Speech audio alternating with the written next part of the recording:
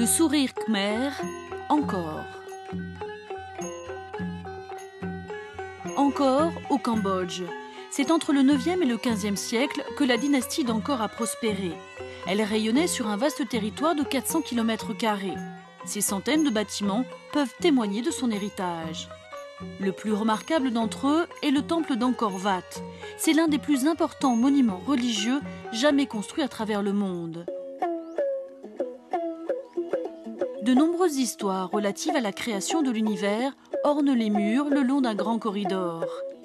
Certains bas-reliefs représentent de superbes déesses.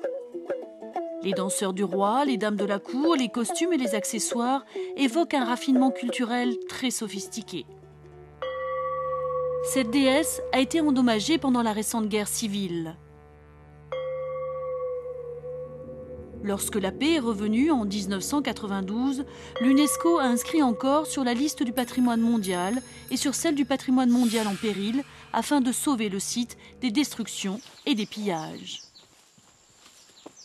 En 1980, l'université Sophia au Japon a mis en place une équipe de chercheurs afin de travailler sur le site.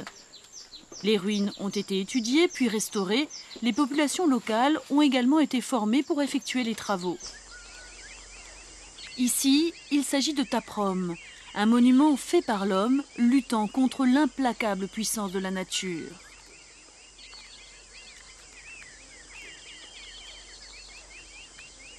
Voici un autre site d'Angkor, le Bandai Khudei. Lors des travaux de restauration, l'équipe de la mission internationale de l'université de Sofia a découvert 274 statues de Bouddha enterrées dans le sol. La tête de ces statues a été enlevée.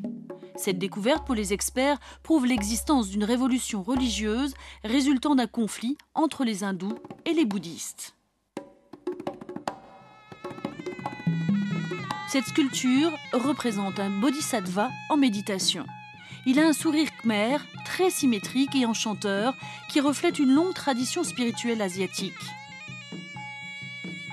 Angkor Wat est un véritable carrefour de l'histoire.